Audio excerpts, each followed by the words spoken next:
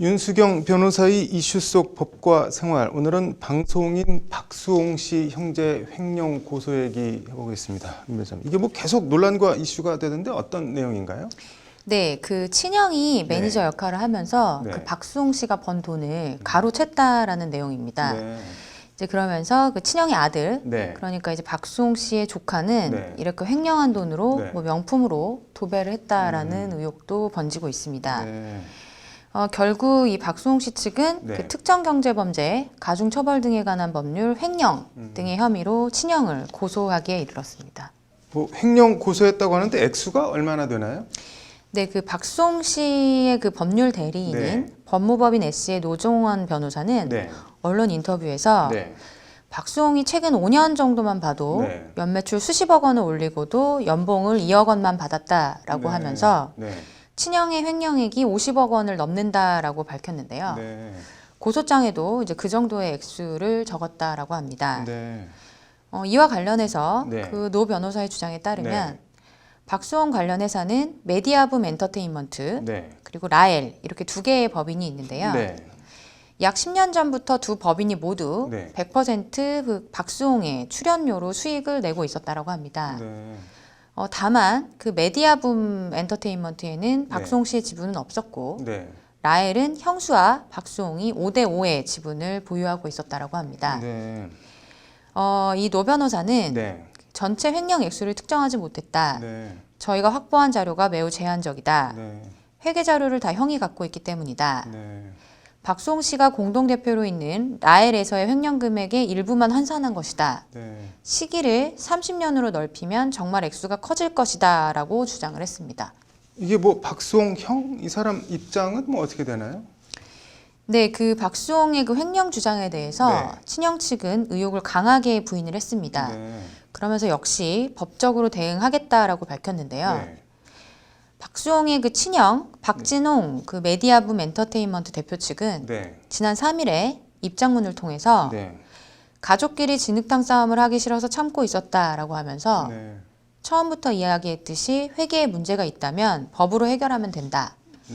4월 5일 고소를 한다면 법정에서 적극 대응하겠다라고 밝혔습니다. 네, 그러면서 그 박 대표 측은 입시 준비에 정신이 없는 고2 딸이 허위 사실로 주변 친구들에게 외면을 당한 충격으로 정신과 치료를 받을 정도로 정상적인 학교 생활을 못하게 한 사람에 대해서 법적 조치하도록 하겠다라고 하기도 했습니다.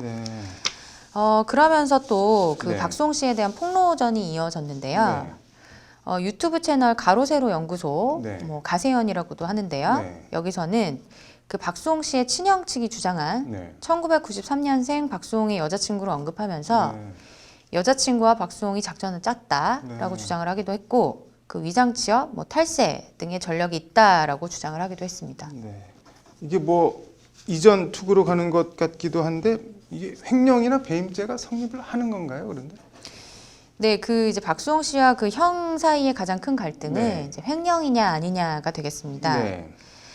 그 회사가 개인 사업자로 운영이 됐다면 이제 친족 상도례가 적용이 돼서 횡령죄가 적용이 되지 않을 수도 있지만 주식회사로 돈을 관리하고 형이 이것을 사적으로 사용했다면 횡령 배임죄가 성립이 가능합니다.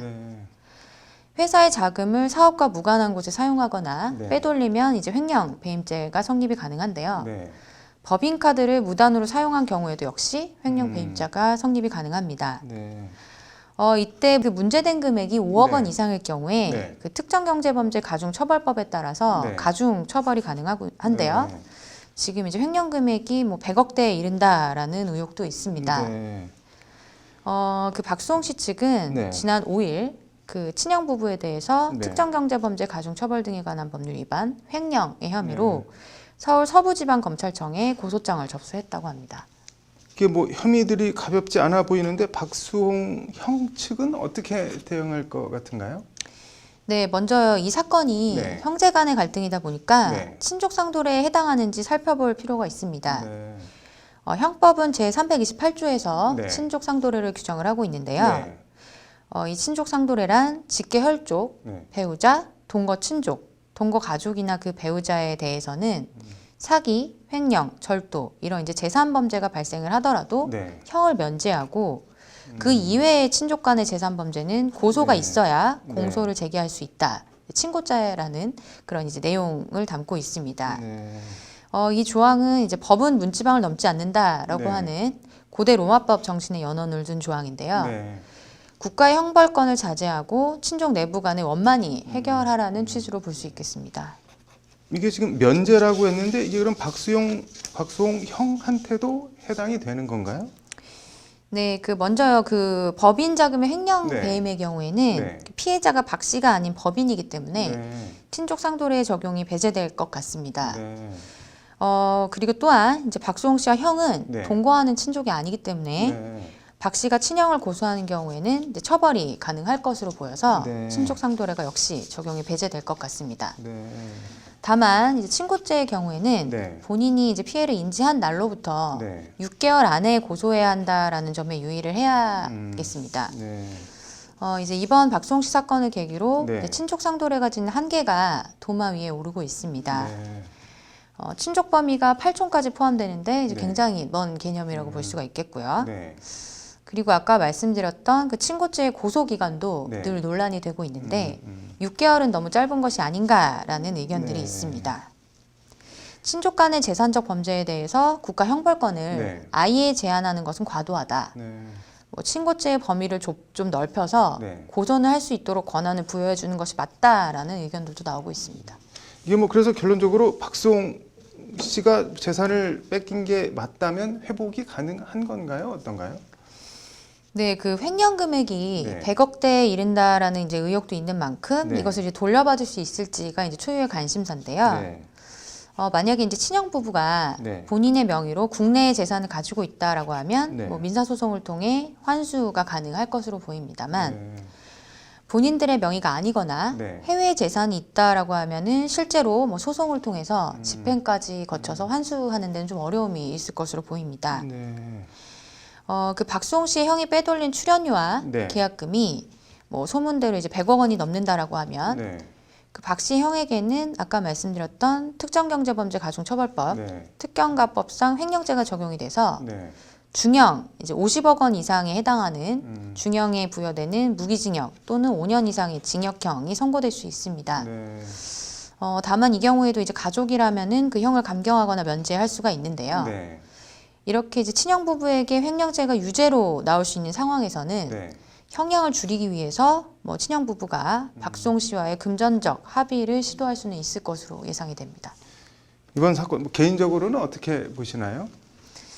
네, 이제 가족 간의 네. 금전 문제와 관련된 사건들을 지켜보는 것은 이제 무척 씁쓸한 일인데요. 네. 이제 가족 간의 금전 문제라고 할지라도 네. 금액이 크고 죄질이 중하다고 할 경우에는 이제 처벌이 필요한 것은 아닌지에 대한 이제 사회적인 합의가 필요하다고 봅니다.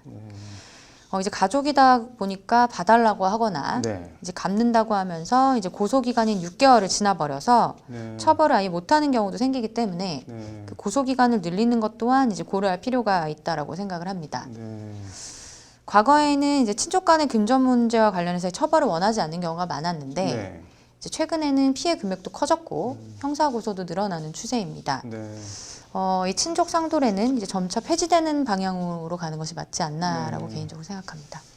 아무튼 번 돈은 있다고 하는데 들어온 돈은 없다고 하고 수사기관이나 법원이 어떻게 판단을 할지 지켜봐야겠네요. 오늘 잘 들었습니다.